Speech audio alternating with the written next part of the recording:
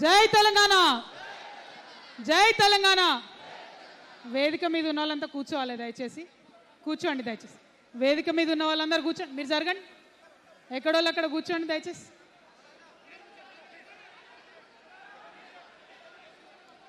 కూర్చోండి, అదే అటెల్ కూర్చోండి దయచేసి, ఎక్కడోళ్ళు అక్కడ కూర్చోండి. జై తెలంగాణ, జై తెలంగాణ, జై తెలంగాణ, జై తెలంగాణ, జై తెలంగాణ, జై తెలంగాణ, జై తెలంగాణ.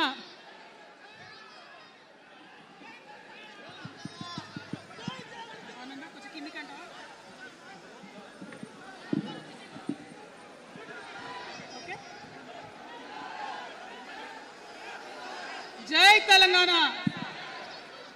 తెలంగాణ ప్రజలందరికీ, నా ముందున్నటువంటి తెలంగాణ జాగృతి సైనికులందరికీ పేరు పేరున హృదయపూర్వకంగా నమస్కారాలు. జై తెలంగాణ.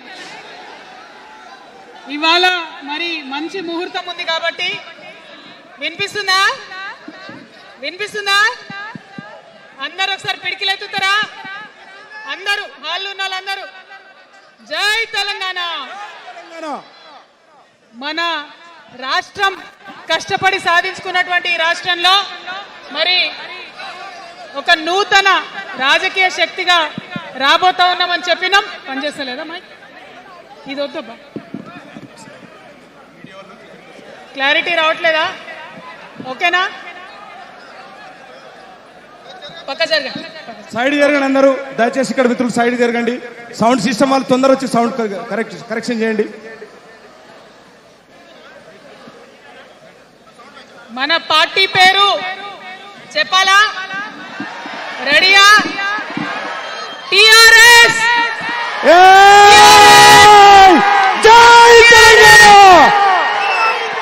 జై టిఆర్ఎస్, జై తెలంగాణ, జై తెలంగాణ, జై తెలంగాణ.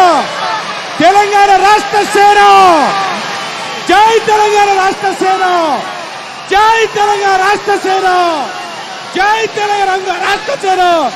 కవితమ్మ గారి నాయకత్వం, కవితమ్మ గారి నాయకత్వం, కవితమ్మ గారి నాయకత్వం, కవితమ్మ గారి నాయకత్వం, కవితమ్మ గారి నాయకత్వం.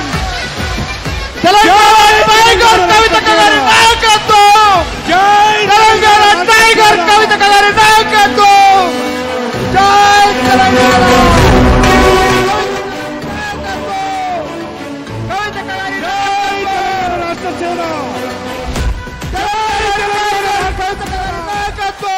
కవితమ్మ గారి నాయకత్వం, కవితమ్మ గారి నాయకత్వం, కవితమ్మ గారి నాయకత్వం, కవితమ్మ గారి నాయకత్వం, కవితమ్మ గారి నాయకత్వం.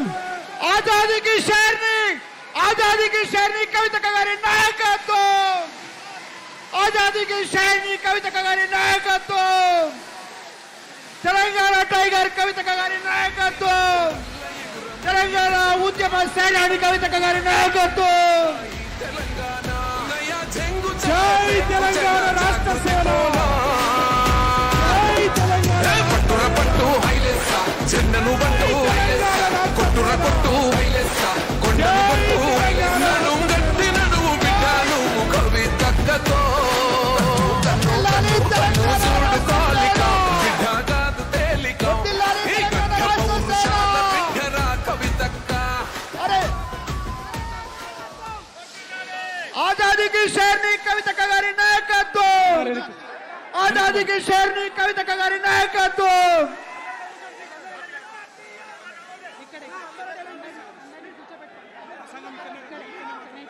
అందరూ వెనక్కి కూర్చోండి, వెనక్కి కూర్చోండి, వెనక్కి కూర్చోండి. CM, CM, CM, CM, CM, CM, CM, CM, CM. అక్క మాట్లాడుతా.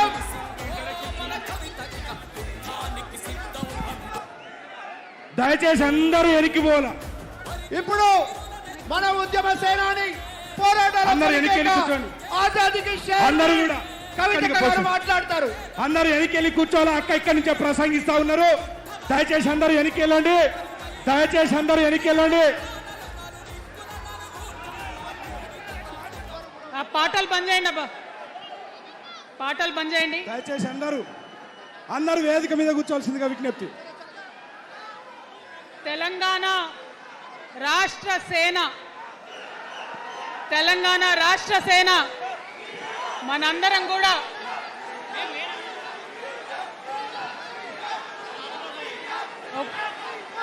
ఒక్కసారి సీఎం జై తెలంగాణ కూర్చోవాలి. ఒకసారి అందరు సైలెంట్ ఉండాలి. అందరికీ నమస్కారం.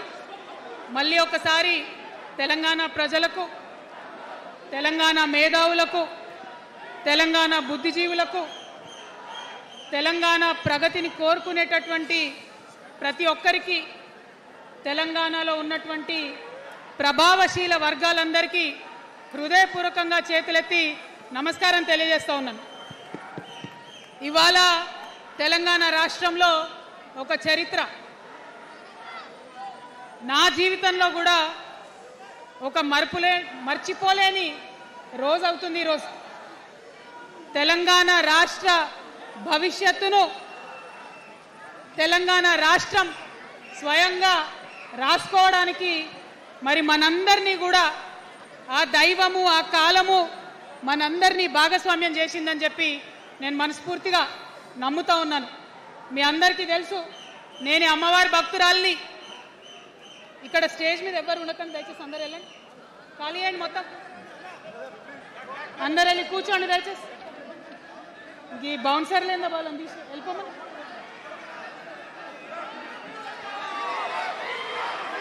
జై తెలంగాణ.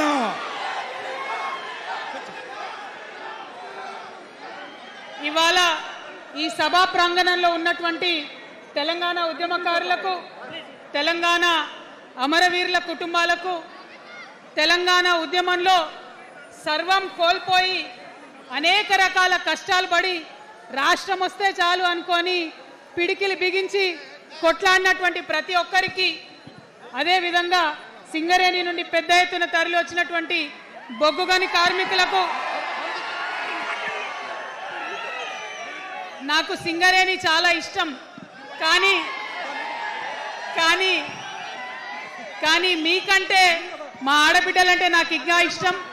ఈ సభలో ఉన్నటువంటి మా ఆడబిడ్డలకు ప్రత్యేకంగా నమస్కారం తెలియజేస్తున్నా.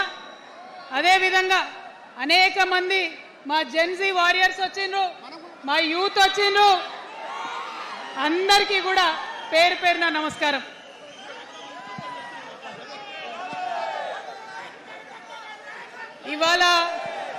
ఇవాళ చాలా చాలా చాలా చాలా మంది ఎదురు చూస్తూ ఉన్నారు ఏం జరుగుతుంది ఈ రాష్ట్రంలో అని. ఒక్క మాట మాత్రం నేను నా తెలంగాణ ప్రజలకు చెప్పగలుగుతా. గత 20 ఏళ్లుగా తెలంగాణ ఉద్యమంలో నేను పోషించినటువంటి పాత్ర, తెలంగాణ జాగృతి పోషించినటువంటి పాత్ర మీ అందరికీ తెలిసిందే. తెలంగాణ ఉద్యమంలో ఆడబిడ్డలందరినీ కూడా భాగస్వామ్యం చేయాలని చెప్పి తెలంగాణ జాగృతి నుండి బతుకమ్మను ఎత్తుకొని ఊరు వాడ తిరిగి మా జాగృతి కార్యకర్తలు తెలంగాణ సాంస్కృతిక దీపాన్ని పదిలంగా దాచిపెట్టుకున్నారు. మరి వారు దాచినటువంటి ఆ దీపం ఆనాడు చాలా చీకటిలో, కాలరాత్రిలో కూడా ఒక కాగడాలాగా తెలంగాణ ఉద్యమకారులకు వెలుగునిచ్చింది. మా సింగరేణి గని కార్మికుల చేతిలో కందిలైంది. మొత్తం తెలంగాణ సమాజానికి కూడా ఒక కాంతి రేఖ అయింది. అప్పటి వరకు చాలా మంది మాట్లాడేది, మా సాఫ్ట్వేర్ స్టూడెంట్స్ అయినా అందరూ కూడా మాట్లాడేది, ఈ ఆంధ్రోళ్లతోని పంచాయతీ అవుతుందక్క, ఏం చెప్పాలి, మా గురించి ఎట్లా చెప్పుకోవాలి, మన సంస్కృతి గురించి ఎట్లా చెప్పుకోవాలని మాట్లాడినప్పుడు బతుకమ్మ వచ్చిన తర్వాత బలం వచ్చింది. బతుకమ్మ పాట వచ్చిన తర్వాత ఇది మా సంస్కృతి, ఇది మా పండుగ, ఇగో గిది తెలంగాణ అని ఎత్తిన ప్రతి బతుకమ్మలో కూడా జై తెలంగాణ జెండా పెట్టి మా ఆడబిడ్డలందరూ కూడా బతుకమ్మ అంటే ఏందో ప్రపంచానికి పునఃపరిచయం చేసుకోవడం జరిగింది. ఏ ఉద్యమానికైనా డెఫినెట్గా భౌగోళిక స్వరూపం ఉంటుంది, శక్తులు ఉంటారు, వ్యక్తులు ఉంటారు. కానీ ఒక సాంస్కృతిక పునాది, సాంస్కృతిక నేపథ్యం ఉన్నప్పుడే ఆ ఉద్యమాలు తుదముట్టాయని చెప్పి అందరం కూడా అనుకుంటాం. తెలంగాణ ఉద్యమానికి బలమైనటువంటి సాంస్కృతిక పునాదినిచ్చి ఆడబిడ్డలందరినీ ఉద్యమంలో జత చేసినటువంటి ఘనత ఇక్కడ ఉండేటటువంటి జాగృతి కార్యకర్తలదేనని నేను ఇవాళ సగర్వంగా ప్రకటిస్తా ఉన్నాను. మరి ఇవాళ మిమ్మల్ని నేను కోరేది ఒకటే, కష్టపడ్డాం, తెలంగాణ తెచ్చుకున్నాం. కానీ మనం కలలు కన్న తెలంగాణ వచ్చి 12 ఏళ్ళైనా ఇంకా కూడా మనకు రాలేదు. ఏమేం కలలతో తెలంగాణ తెచ్చుకున్నామో ఆ కలలన్నీ ఇంకా నిజం కాలేదు. మరి తెలంగాణ ఉద్యమ రథం, ఆనాటి ఉద్యమ రథసారథి కేసీఆర్ గారి నేపథ్యంలో తెలంగాణ ఉద్యమ రథం ఎక్కడనో దారి తప్పింది. తెలంగాణ ప్రజల ఆర్తిని అది అర్థం చేసుకోలేకపోయింది. డెఫినెట్గా సామాజిక తెలంగాణ రథచక్రం అనేది విరిగి ముక్కలైపోయింది. ఒక కొత్త రాష్ట్రం వచ్చిన తర్వాత ఏ తరహా అయితే పని జరగాలో, ఏ తరహా అయితే పనులు ప్రారంభించుకోవాలో అవి జరగలేదని చెప్పడానికి ఒక ఇంత బాధపడతా ఉన్నాను. ఆనాడు ఏమనుకున్నాం, తెలంగాణ రాష్ట్రం వస్తే మనందరి బానిస సంఖ్యలు పోతాయి అనుకున్నాం. కానీ రైతులకు బేడీలు పడ్డాయి, ఇసుక దందా మీద ప్రేమతోని నేరెళ్ళల దళితులకు దెబ్బలు పడ్డాయి, చావులైనాయి. ఒకరిద్దరు కలిసి మాట్లాడుకోవాలంటే ఎవరు ఫోన్ ఎక్కడ మానిటర్ చేస్తుండ్రో అని భయం, వ్యక్తిగత స్వేచ్ఛ లేదు. దారుణమైనటువంటి నిఘా నీడలో తెలంగాణ అంతా కూడా బతికింది. ఇది వాస్తవం. మనం అనుకున్న కలల తెలంగాణ రాలేదన్నది ముమ్మాటికి వాస్తవం. మరి అటువంటి సందర్భంలో నేను ఇవాళ మీ అందరికి ఒక మాట చెప్పాలి. ఆనాడు పరిపాలించిన కుటుంబంలో నేను కూడా ఒక భాగం. ఆనాడు పరిపాలించిన కుటుంబంలో ఒక భాగమైనందుకు కొన్ని విషయాలకు నేను సిగ్గుపడతా ఉన్నాను. తెలంగాణ ప్రజల్ని క్షమించమని కూడా కోరుతా ఉన్నాను. కానీ తెలంగాణ సాధించినందుకు మాత్రం చాలా గర్వపడుతున్నాను. నా జన్మ ధన్యమైందని చెప్పి భావిస్తూ ఉన్నాను. మరి అనేకమైనటువంటి తప్పులు జరిగినాయి, అనేకమైనటువంటి నేరాలు జరిగినాయి. అనుకున్నటువంటి తెలంగాణ సాధించుకోలేదు. మరి ఆ తప్పులో ఎక్కడో ఒక దగ్గర నాకు భాగం ఉందని చెప్తున్నప్పుడు మరి కేవలం క్షమాపణ చెప్తే సరిపోతుందా? ఏ తెలంగాణ అయితే కావాలనుకున్నామో, ఏ సామాజిక న్యాయ తెలంగాణ అయితే రావాలని అనుకుంటున్నామో దానికోసం నడుం బిగించి కష్టపడి పని చేయాల్సిన అవసరం కూడా ఉంది. మరి ఇవాళ పని చేయడం కోసమే తెలంగాణ రాష్ట్ర సేన ఇవాళ తెలంగాణ ప్రజల ముందుకు వచ్చింది. రేపటి నుంచి మీరు చూస్తారు మా పని ఎట్లుంటుందో, మా పనితీరు ఎట్లుంటుందో. ఎందుకంటే ఏ పోరాటం చేయాలన్నా, ఏ ప్రజలకు మంచి చేయాలన్నా కేవలం కొట్లాడితే సరిపోదు, దానికి రాజకీయ అధికారం కూడా ఉండాలి. రాజకీయ అధికారం తోడైనప్పుడే ప్రజలకు చేయాలనుకున్న మంచి చేయగలుగుతాం. అందుకే ఇవాళ పార్టీ పెట్టేది. అదర్వైజ్ గత 11 నెలల నుంచి తెలంగాణ జాగృతి చేస్తున్న పోరాటాలు మీరు చూస్తున్నారు. ఎన్ని పోరాటాలు తీసుకున్నాం, ఎన్ని రకాలుగా సక్సెస్ సాధించడం మీరు చూసిండ్రు. కానీ ఉట్టి పోరాటాలు సరిపోవు, ఖచ్చితంగా రాజకీయ అధికారం ఉండాలి. దానికోసమే ఇవాళ తెలంగాణ రాష్ట్ర సేన మీ ముందుకు వచ్చిందని చెప్పి నేను సగర్వంగా ప్రకటిస్తూ ఉన్నాను.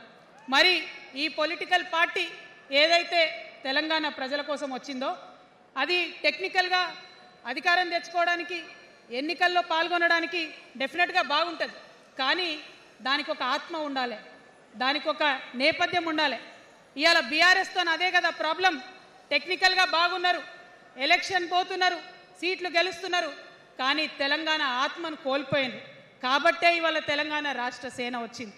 నేను తెలంగాణ ప్రజలందరికీ చేతులు జోడించి నమస్కరించి ఒక మాట చెప్తున్నా, హార్ట్ఫుల్గా చెప్తున్నా, నా హృదయాంతరాల నుంచి ఒక మాట చెప్తా ఉన్నా.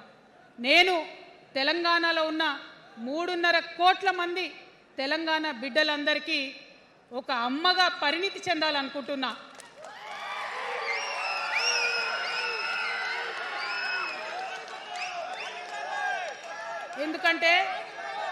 ఎందుకంటే ఒక అమ్మతనంతో పరిపాలన జరిగినప్పుడే బిడ్డలకి ఏదైనా కష్టం వస్తే అమ్మ హృదయం బద్దలవుతుంది.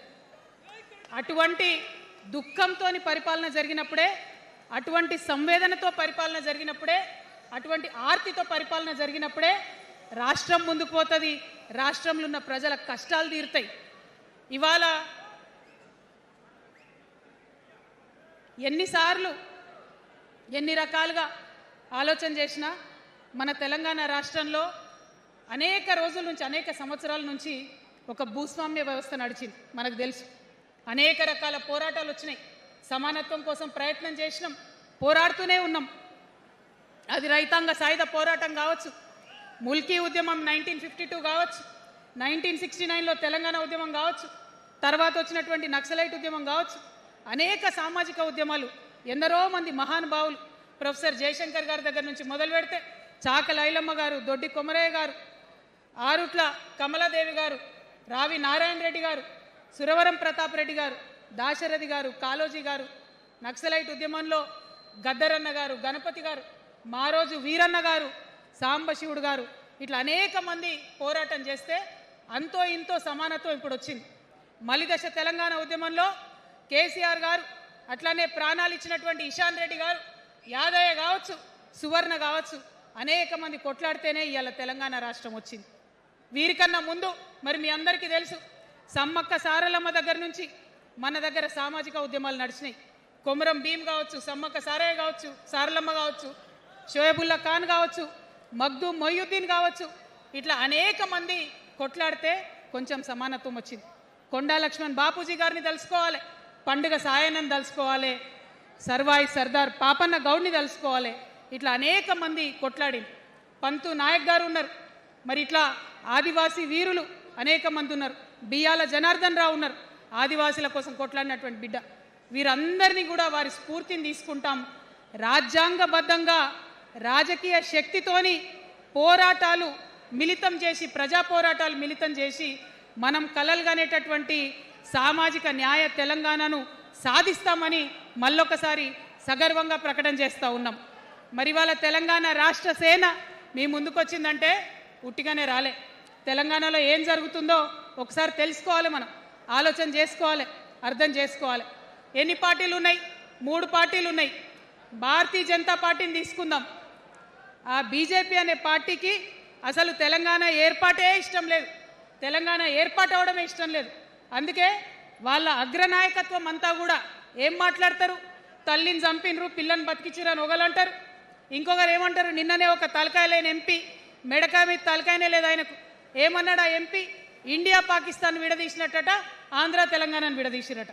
మరి వాళ్ళ అగ్రనాయకత్వం ఇన్ని మాటలు అంటుంటే మన ప్రాంతంలో ఉన్నటువంటి భారతీయ జనతా పార్టీ బానిస ఎంపీలు ఎవరైతే ఉన్నారో ఒక్క మాట కూడా వాళ్ళు మాట్లాడరు. ఫెడరల్ స్ఫూర్తికి విరుద్ధంగా రాష్ట్రం ఏర్పాటు అయిన తర్వాత 7 మండలాలు మనకి గుంజుకుంటే పార్లమెంట్లో పల్లీకులు ఇస్తారు, కానీ ఆ ఎంపీలు ఒక్క మాట కూడా మాట్లాడరు. మనకు 8 రూపాయలు ఇవ్వకపోతే ఆ ఎంపీలు ఒక్క మాట మాట్లాడరు. విభజన హామీలు ఇవ్వకపోతే ఆ బీజేపీ బానిస ఎంపీలు ఒక్క మాట కూడా మాట్లాడరు. అంతేకాకుండా సామాజిక న్యాయం అనేటటువంటి ఒక కాన్సెప్ట్కే బద్ద వ్యతిరేకి భారతీయ జనతా పార్టీ. అందుకే ఏం చేస్తున్నారు? మహిళా బిల్ అయితే మోసం, 2 సార్లు పాస్ చేసిరు, దాన్ని మొత్తానికే పక్కన పెట్టేసిండ్రు. బీసీ బిల్లు ఇక్కడికి వెళ్ళి పంపిస్తే దాన్ని తొక్కిపెట్టిండ్రు. కులగణన వేస్తామన్నారు, దాన్ని తొక్కిపెట్టిండ్రు. అత్యంత పేదవాళ్లకు సమాజంలో 2 బుక్కల అన్నం పెట్టేటటువంటి ఉపాధి హామీ పథకం ఉంటే కూడా దాన్ని కూడా మొత్తానికి బంద్ చేసి పెట్టిండ్రు. అయినా కూడా ఈ బీజేపీ బానిస ఎంపీలు ఒక్క మాట కూడా మాట్లాడరు, కనీసం పెదవులు తెరవరు. నేను ఇవాళ బీజేపీ ఎంపీలను డిమాండ్ చేస్తున్నా, సవాల్ చేస్తా ఉన్నా, మీరు తెలంగాణ తల్లి బిడ్డలైతే కనీసం భద్రాచలం దగ్గర ఒక 5 గ్రామాలు ఉన్నాయా, ఆంధ్రాలకు పోయినాయి, అవి పోతే మన రాముడి గుడి మునిగిపోతుంది. పోలవరం నిండితే భద్రాచలం మొత్తం కూడా నీళ్ళు వచ్చేటటువంటి పరిస్థితి ఉన్నది. మీకేమన్నా సిగ్గు ఎగ్గు ఉంటే తెలంగాణ తల్లి బిడ్డలైతే 8 మంది బీజేపీ తెలంగాణ ఎంపీలను ఛాలెంజ్ చేసి అడుగుతా ఉన్నా, ఆ 5 గ్రామాలను మీరు వాపస్ తెలంగాణకు పట్టుకరండి. మేం మాట్లాడినాం, జాగృతి నుండి మాట్లాడినాం, ఆంధ్ర వారికి లేఖ రాసినాం, కేంద్రానికి లేఖ రాసినాం. మరి మీరేం చేస్తున్నారయ్యా? రాముడి గుడి ఇక్కడ భద్రాచలం రాముడు కాదా? ఆయన గుడి మునిగిపోయినా మీరు మాట్లాడరా? నేను సవాల్ చేస్తా ఉన్నా భారతీయ జనతా పార్టీ ఎంపీలకు, ఖచ్చితంగా మీరు 5 గ్రామాలను తెలంగాణకు తీసుకురావాలి. ఇక బీఆర్ఎస్ పార్టీ ఉంది, ఇంకో పార్టీ. ఏముంది ఆ పార్టీలో? మొట్టమొదటి ప్రభుత్వం వచ్చింది, తొట్టతల్లి ముఖ్యమంత్రి గారు అయినరు. మంచి సాలు తీయాల్సి ఉండే, అది సామాజిక న్యాయానికి కావచ్చు, ఒక ప్రణాళిక కావచ్చు. 3 ముఖ్యమైన అంశాలతో తెలంగాణ తెచ్చుకున్నాం: నీళ్లు, నిధులు, నియామకాలు. ఏం చేసింది బీఆర్ఎస్ పార్టీ? నీళ్ల కోసం 10 సంవత్సరాలలో 1,89,000 కోట్ల రూపాయలు ఖర్చు పెట్టింది. 1,89,000 కోట్ల రూపాయలు ఖర్చు పెట్టి ఎన్ని ఎకరాలకు నీళ్ళు ఇచ్చిందంటే 14 లక్షల ఎకరాలకు నీళ్ళు ఇచ్చింది. అందులో 2 పెద్ద ప్రాజెక్టులు, ఒకటి పాలమూరు, ఇంకోటి కాళేశ్వరం. ఆ రెండిటికి కలిపి 1,21,000 రూపాయలు ఖర్చు పెట్టింది. ఎన్నిటికి నీళ్ళు ఇచ్చిరాయా? ఎన్ని ఎకరాలకంటే 1,00,000 ఎకరాలకు నీళ్ళు ఇచ్చిరు. ఈ మాట బాధతో చెప్తున్నా. నేను కూడా బీఆర్ఎస్ అప్పుడున్న టీఆర్ఎస్కి నేను కూడా నా రక్తాన్ని, నా చెమటని, నా సమయాన్ని కుటుంబంతో, పిల్లలతో గడపాల్సిన టైంలో టీఆర్ఎస్ పార్టీ బలోపేతానికి పనిచేసిన వ్యక్తినే నేను కూడా. ఆనాటి కేసీఆర్ వేరు, ఇప్పటి కేసీఆర్ వేరు. ఆనాటి కేసీఆర్కి తెలంగాణలో చేనేత కార్మికులు చచ్చిపోతుంటే భిక్షాటన చేసిన కేసీఆర్ ఆనాటి కేసీఆర్. ఇయాలటి కేసీఆర్ మారిన మనిషి, మనిషి, మన మనిషి కాదు.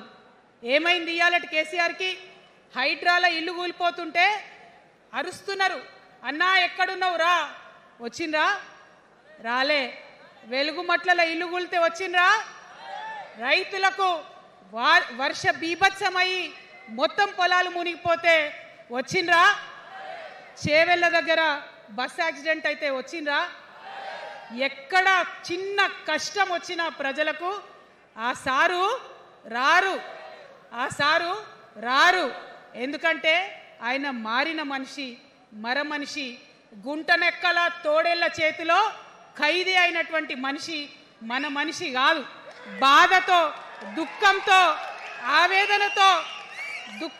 ఆవేదనతో చెప్తున్న మాట, సంతోషంతో చెప్తలేని ఈ మాట నేను. అట్లాంటి కేసీఆర్ ఎట్లా ఉండే ఒకప్పుడు?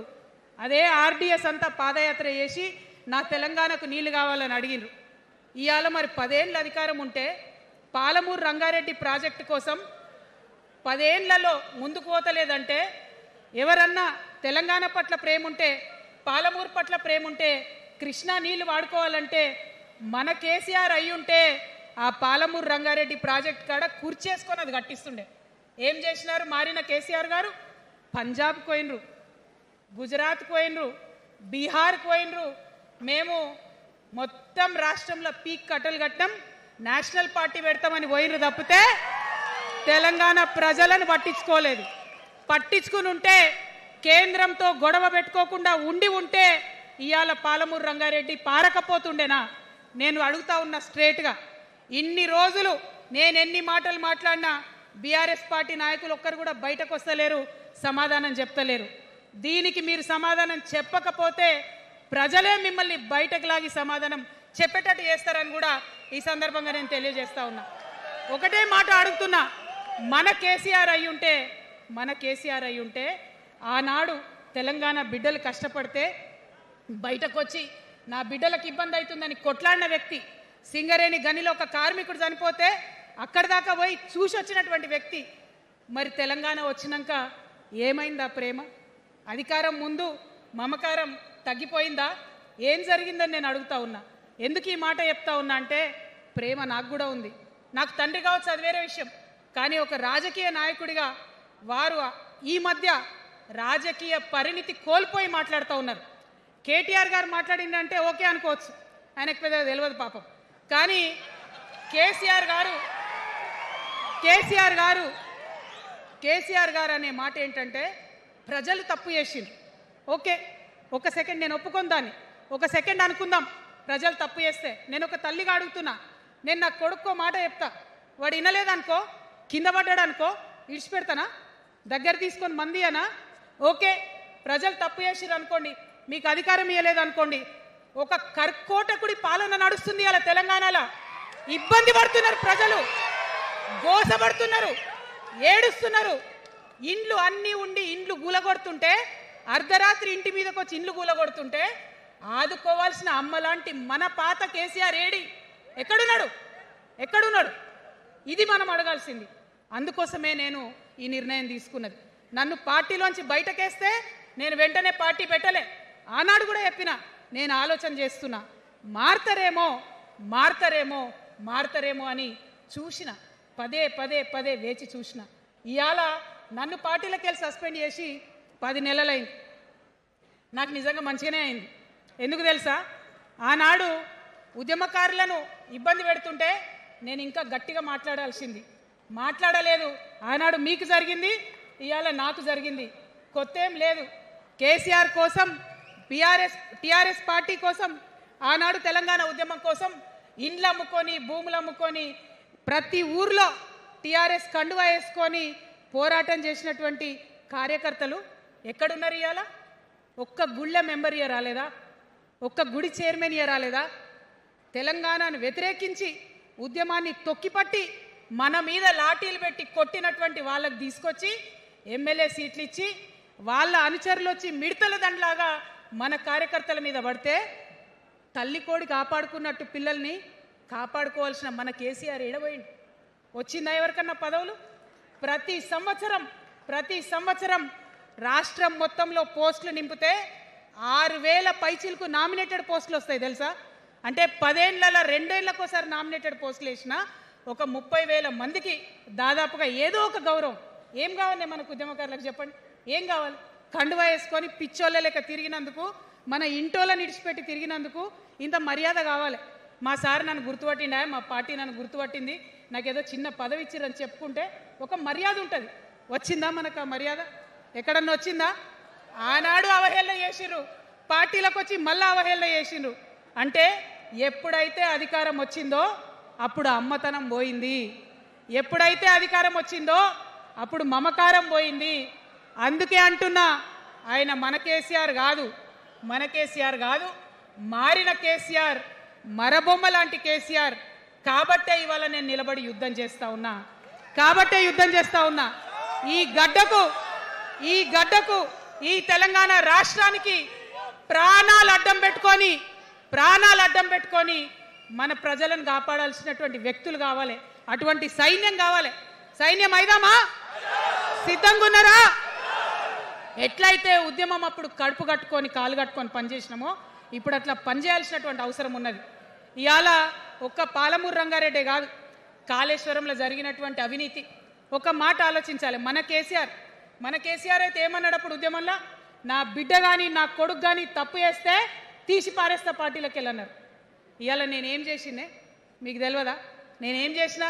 కాళేశ్వరంలో అవినీతి జరిగిందన్నమాట చెప్పిన. అంటే అవినీతి జరిగిందని చెప్పిన నన్ను బయటేసి అవినీతి చేసిన పందికొక్కుల్ని పక్కన కూర్చోబెట్టుకున్నారు చూడు. అది మన కేసీఆర్ కాదు. ఆత్మలేని మరబొమ్మ ఇప్పుడున్న కేసీఆర్. మన కేసీఆర్ కాదు. మన కేసీఆర్ అయితే కళ్ళెత్తి చూసే ధైర్యం ఉండకుంటుండే, కాళ్ళు మొక్కేటటువంటి తత్వం ఉంటుండే. ఇవాళ అది మన కేసీఆర్ కాదు.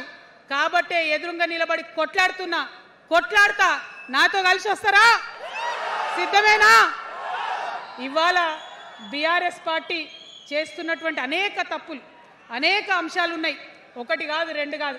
ఇది ప్రారంభం మాత్రమే. మొదలు పెట్టినాం, జస్ట్ ఇల్లలికినాం. In front there is crocodiles festival. తర్వాత చాలా చెప్పేది ఉంది, అప్పుడు చెప్దాం.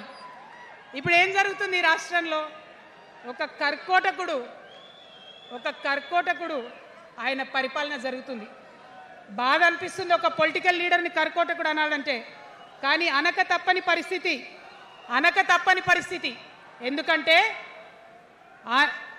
ఎందుకంటే మొన్న ఖమ్మంలో వెలుగుమట్లలో అన్ని పర్మిషన్స్ ఉన్నాయి, అన్ని కాయిదాలు ఉన్నాయి. అర్ధరాత్రి పోయి ఇల్లు కూలగొడితే ఒక నిండు గర్భిణి టెన్షన్తోని అబార్షన్ అయిపోతే ఆ తండ్రి ఏడ్చిన ఏడ్పులు, ఆ తండ్రి రోదన ఇంకా కూడా ఈ చెవులకు వినబడుతుంది. కాబట్టి ఇప్పుడున్న సీఎంని కర్కోటకుడనే అంట, హిట్లర్ అనే అంట. 2 నెలల చిన్న పాప పసికందు కుమ్మెర గ్రామంలో చచ్చిపోతే ఇప్పటి వరకు కూడా కేసు పెడతలేరు. హోంమంత్రి కూడా ముఖ్యమంత్రే, ఆయనకు తీరిక లేదు పాపం. చిన్న పసికందు చచ్చిపోతే ఇప్పటి వరకు కేసు పెడతలేరు. అందుకే అంటున్నా, కర్కోటకుడైనటువంటి సీఎం పరిపాలనలో ఉన్నాం. ఖచ్చితంగా కొట్లాడాల్సిందే. మనం ఏదైతే గురుకులాలు ఉన్నాయో వాటిలో విషం పెట్టి పిల్లల్ని చంపుతా ఉన్నారు. అయినా సరే విద్యాశాఖ మంత్రిగా ఉన్న సీఎం మాట్లాడతలేడు. అందుకే కర్కోటకుడు అంటా ఉన్నాం, అందుకే హిట్లర్ అంటా ఉన్నాం. కర్ల రాజేష్ అనేటటువంటి దళిత యువకుడు కస్టడీలో చచ్చిపోతే ఇప్పటి వరకు కూడా దానికి బాధ్యులైన పోలీసులను ఏం చర్యలు తీసుకోలేదు వాళ్ళ మీద. అందుకే కర్కోటకుడు అంటా ఉన్నాం, అందుకే హిట్లర్ అంటా ఉన్నాం. పిడికిలి బిగించి ఇప్పుడున్నటువంటి రాక్షస కాంగ్రెస్ పైన ఖచ్చితంగా కొట్లాడతాం, అందరికన్నా ఎక్కువ కొట్లాడతాం. ఇప్పుడు మనమే ప్రధాన ప్రతిపక్షం అవుతాం, 2 ఏళ్ల తర్వాత మనమే అధికార పక్షం అవుతాం. ఖచ్చితంగా అధికారంలోకి వస్తాం. ఎందుకోసం వస్తాం అంటే నేను ఒక మాట చెప్పాలి మీకు,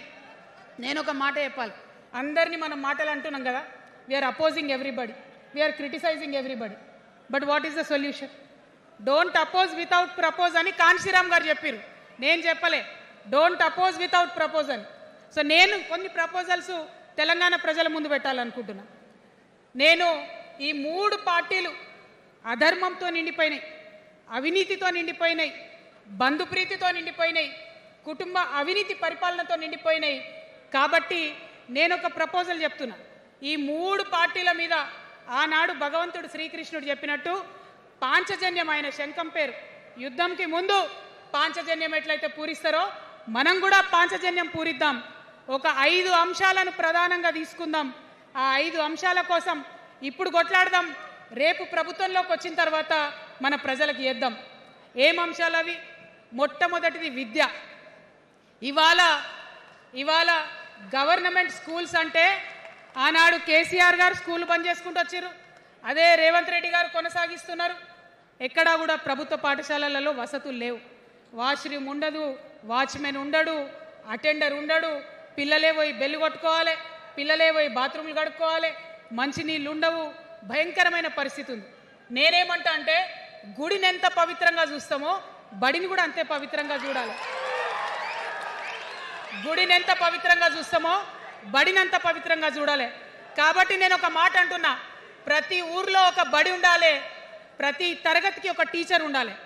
ప్రతి ఊర్లో ఒక బడి ఉండాలి, ప్రతి తరగతిలో ఒక టీచర్ ఉండాలి. ఖచ్చితంగా అట్లా జరిగినట్టయితే ప్రభుత్వ పాఠశాలలు మంచిగా అవుతాయి. మరి నా పేద మధ్యతరగతి ఆడబిడ్డలు, మా అక్కలు అమ్మలు అనుకుంటున్నారు, అక్క మరి ఆల్రెడీ మా పిల్లలు ప్రైవేట్ స్కూళ్ళలో చదువుతున్నారు, వాళ్ళ సంగతి ఏందని. నేను మాట ఇస్తా ఉన్నా, ఇవాళ మన ప్రభుత్వం వస్తుంది, ఖచ్చితంగా వస్తుంది. ఎందుకంటే ప్రభుత్వంలో వచ్చేది మీ అమ్మ కాబట్టి అమ్మ జేబు చూడదు, కడుపు చూస్తుంది. అమ్మ జేబు చూడదు, కడుపు చూస్తుంది. కాబట్టి మీ పిల్లలు ప్రైవేట్ పాఠశాలలో చదువుతున్నా, ఎంతవరకు చదువుకున్నా కంప్లీట్గా మీ మీద ఒక్క రూపాయి కూడా భారం పడకుండా చదివించే బాధ్యత మేం తీసుకుంటాం. అది ప్రైవేట్ పాఠశాలలు కానీ, డాక్టర్ కానీ, ఇంజనీర్ కానీ, రాకెట్ సైంటిస్ట్ కానీ మన తెలంగాణ బిడ్డలు చదువుకుంటే ఒక్క రూపాయి కూడా పేద మధ్యతరగతి వాళ్ళ మీద భారం పడకుండా ఉచిత విద్యను అందించే బాధ్యత నేను నా తెలంగాణ బిడ్డల కోసం తీసుకుంటా అని ఈ సందర్భంగా తెలియజేస్తున్నా. ఇవాళ పరిస్థితి ఏంటిది? యూనివర్సిటీలో ఉన్న పిల్లలు అంతకుముందు తెలంగాణ రాకముందు నేను చూసిన రక్తం అమ్ముకునేది డబ్బులు లేకపోతే. ఇవాళ ఏం చేస్తున్నారు? బావర్చి కాడ గిగ్ వర్కర్ లెక్క గోడ మీద కూర్చొని వెయిట్ చేస్తున్నారు. అవునా కదా? ఎందుకంటే ఆ గిగ్ వర్కర్ చేస్తే అంతో ఇంతో పైసలు వస్తాయి, పేరెంట్స్ మీద ఆధారపడకుండా ఉండొచ్చు అని. మరి యూనివర్సిటీలను పట్టించుకున్నామా? బీఆర్ఎస్లో ఉన్నప్పుడు 10 ఏళ్ళు ఒక్క రూపాయి కూడా ఇవ్వలేదు యూనివర్సిటీకి.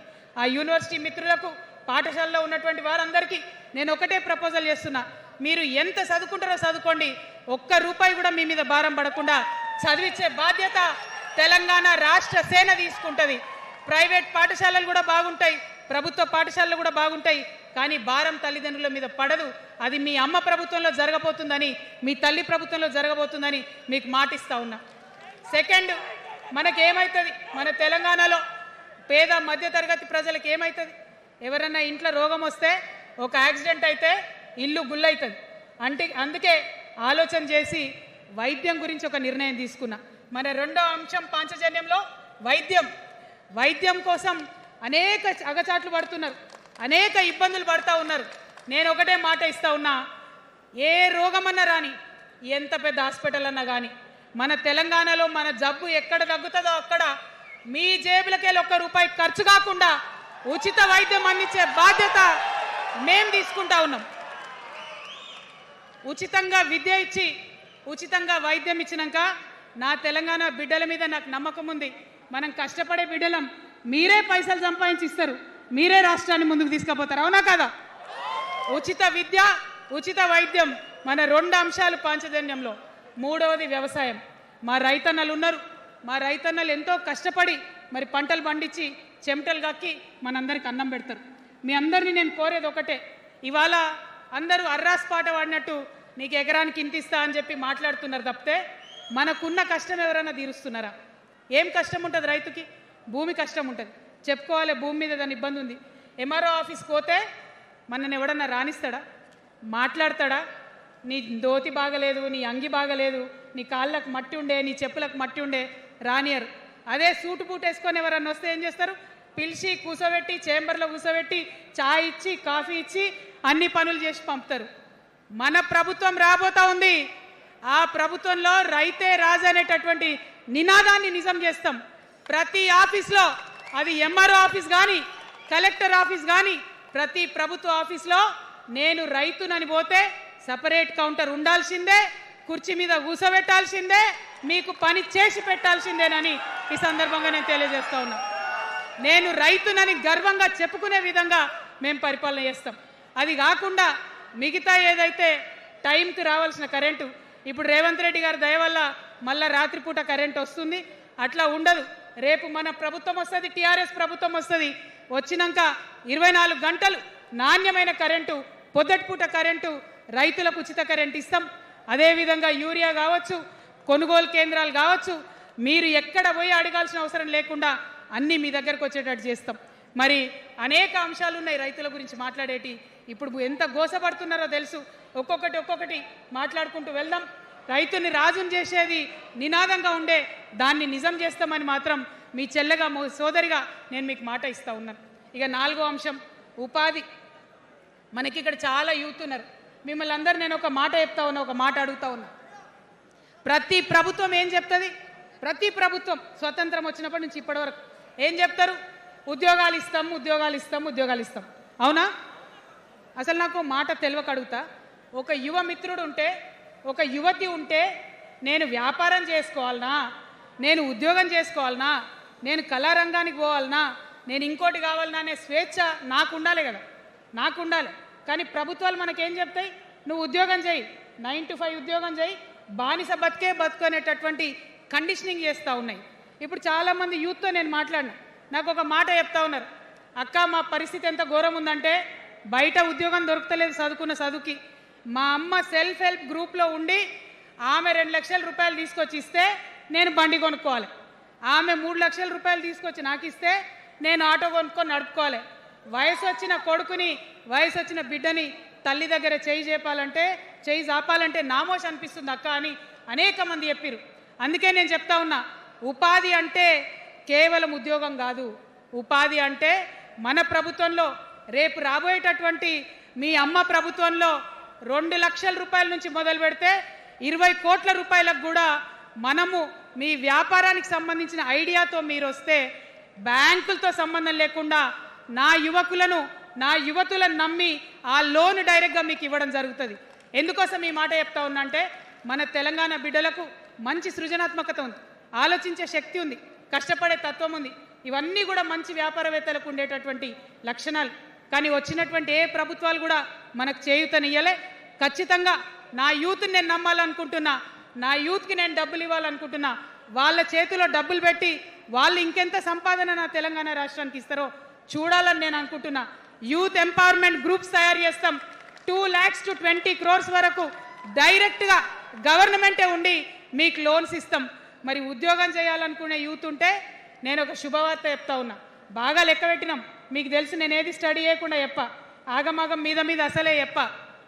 నేను స్టడీ చేసిన దానికి ఏంటంటే, ఎవరైతే ఉద్యోగం చేయాలనే యూత్ ఉంటారో వాళ్ళకి మొదటి సంవత్సరమే మన గవర్నమెంట్ వచ్చినాక 4 లక్షల ఉద్యోగాలు ఒక్కటేసారి సింగిల్ నోటిఫికేషన్తోని ఇచ్చి తీర్థం. ఇది నా మాట, ఇది నా మాట. నేను మళ్ళీ మీకు ఎందుకు చెప్తా ఉన్నా ఈ మాట అంటే, నేను తల్లిని, నేను జేబు చూడా, ఎంత ఖర్చు అవుతుంది, ఎంత జీతం అవుతుంది చూడా, నా కొడుకు కడుపులో ఉన్న బాధను, వాడి ఆత్మగౌరవాన్ని, నా బిడ్డ బాధను, ఆమె చదువుకున్న చదువుకి రావాల్సిన ఉద్యోగాన్ని దాన్నే చూస్తా. కాబట్టి మొదటి సంవత్సరమే 4 లక్షల ఉద్యోగాలు ఇస్తాం. మరి మన ఉద్యమకారులు ఇంతమంది వాళ్ళ వయసుని, వాళ్ళ యవ్వనాన్ని వాళ్ళు సంపాదించుకునేటటువంటి మొత్తం వయసును కూడా ఉద్యమానికి దారపోసింది. కాబట్టి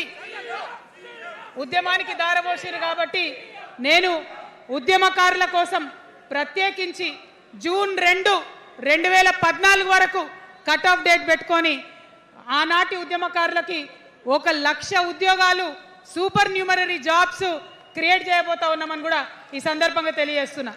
అంటే ఇవన్నీ తెలంగాణ ఉద్యమంలో, తెలంగాణ రాష్ట్ర సాధనలో మీరు చేసిన ప్రయత్నానికి, మీ రుణం తీర్చుకోవడానికి నేను చేస్తున్న ఈ ప్రయత్నం అని చెప్పి ఈ సందర్భంగా తెలియజేస్తా ఉన్నా. మరిగా మన పాంచజన్యంలో 5వ అంశం, ఆఖరి అంశం, అతి ముఖ్యమైనటువంటి అంశం సామాజిక న్యాయం. సామాజిక న్యాయ తెలంగాణ సాధించాల్సిందే.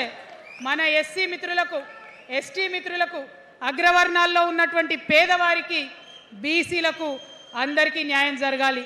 మా మైనారిటీ సోదరులు, మా ముస్లిమ్స్ కావచ్చు, క్రిస్టియన్స్ కావచ్చు, సిక్కులు కావచ్చు, అందరికీ కూడా న్యాయం జరగాలి. మరి బీఆర్ఎస్లో మనం చూసినాం, ముస్లిమ్స్ కోసం थोड़ी देर उर्दू में बात करके आपसे मीठी मीठी बातें बोल के सोपत करके देखो, सोना घिसके देखो बोले. आप 2 बार सोपत कर लिए, तालीम का एक छोटा सा रोशनी आपको दिखाए, लेकिन रोजगार आपसे दूर रखे. जो 12% रिजर्वेशन का बात हुआ था उसके ऊपर कुछ भी अमलावरी नहीं हुआ. और जो माइनॉरिटी फाइनेंस कॉरपोरेशन का पहले लोन मिलते थे 10 साल के बीआरएस में